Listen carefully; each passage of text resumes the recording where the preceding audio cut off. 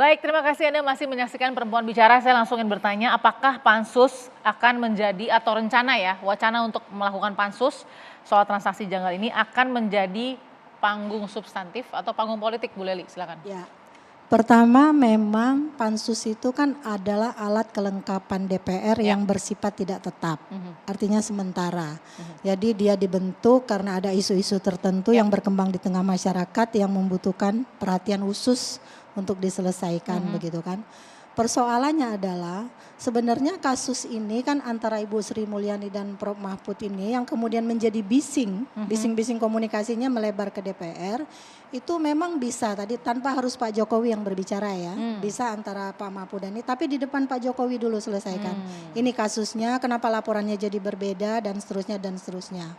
Nah, kalau pertanyaannya adalah apakah itu akan menjadi panggung politik bukan panggung substantif nantinya. Kalau kita lihat perdebatan yang 8 jam kemarin. Oke, gitu kalau loh. jalannya seperti itu Kalau jalannya seperti itu. Tapi kalau semua orang kemudian mencoba membuka data dulu, belajar dulu dan seterusnya, melihat situasi yang berbeda dari kedua orang ini tadi, di mana titik temunya. Lalu kemudian mereka punya pegangan nggak apa-apa.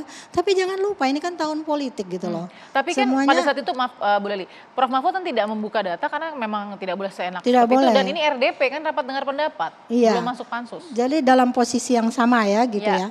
Nah, persoalan semacam inilah yang sebetulnya kan karena itu mereka berinisiatif untuk membentuk pansus supaya bisa diselesaikan. Terbuka, Tapi saya bilang tadi kalau substansinya tidak bergeser kepada yang lebih substantif, akhirnya akan hanya menjadi panggung politik saja. Sementara narasi politik yang ditampilkan di panggung itu tidak mendidik sama sekali saya lihat.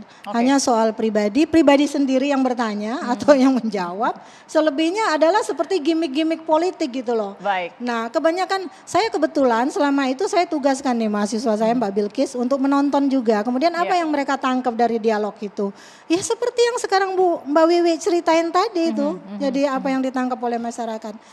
Nah, intinya apakah penting atau tidak saya pikir perlu dipertimbangkan lagi. Tapi itu hak anggota DPR. Betul.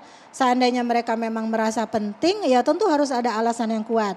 Dan harus dipersiapkan siapa-siapa yang akan ikut dalam pansus itu. Harus orang-orang yang memang sudah menguasai panggung perdebatan itu dari segi substansi apa yang ingin dipertanyakan. Baik, baru akan ada solutifnya. Baru akan ada solutifnya. Saya mau ke Mbak Almas. Mbak Almas, kalau ICW gimana kacamatanya? Apakah tadi yang dikatakan Prof Wiwi misalnya, ini harus melalui jalur hukum sebenarnya agar lebih substantif dibanding politik? Silakan. Iya. Ketika PPATK menemukan ada dugaan tindak pidana pencucian uang begitu ya, kemudian menyampaikan ke penyidik otomatis langkah selanjutnya adalah melakukan penyidikan. Ini betul tidak ada tindak pidana pencucian uang. Ini kan masih dugaan tindak pidana pencucian uang. Di situ belum tentu ada tindak pidana pencucian uang, otomatis itu harus dibuktikan dulu, termasuk ada tidak tindak pidana asalnya. Kalau ada TPPU ya harusnya ada tindak pidana asalnya begitu ya. Kemudian tadi terkait dengan pansus, sebetulnya yang harus kita lihat juga adalah apa yang mau dibahas oleh pansus dan tujuannya apa gitu. Kalau kemudian hanya terkait dengan menyoal data yang disampaikan oleh Menko Polhukam atau misalnya respon dari Kemenkyu, saya rasa itu hanya menambah gaduh begitu ya. Dalam artian kurang substantif begitu.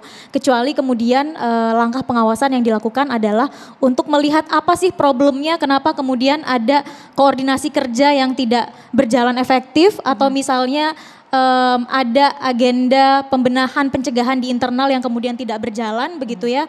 Dan kalaupun kemudian akan dilakukan terus pembahasan di DPR, perlu dilihat juga rambu-rambunya. Jangan kemudian terlalu masuk ke substansi soal dugaan TPPU-nya begitu ya, karena tentu itu adalah ranah yang harus ditindaklanjuti oleh Kemenkyu dan juga kalau ada dugaan korupsinya misalnya ya itu ranahnya KPK ataupun aparat penegak hukum yang lain.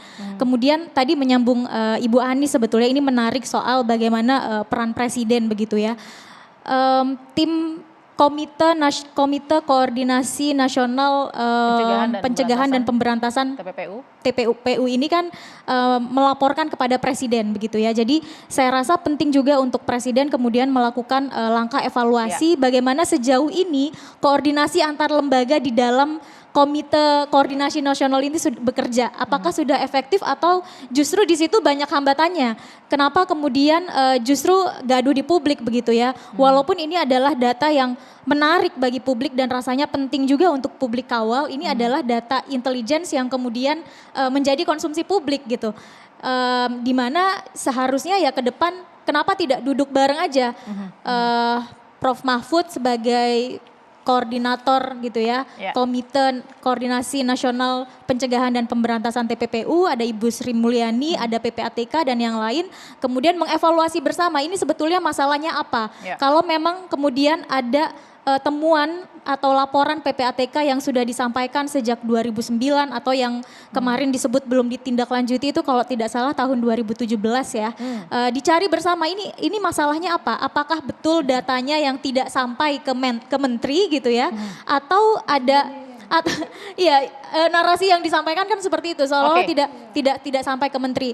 Nah, terkait dengan peran DPR, saya rasa justru yang lebih urgent begitu ya, bagaimana kemudian DPR ambil peran untuk menguatkan regulasi anti korupsi terkait dengan dugaan tindak pidana pencucian uang ini. Misalnya salah satu yang terus digaung-gaungkan begitu ya, terkait dengan illicit enrichment.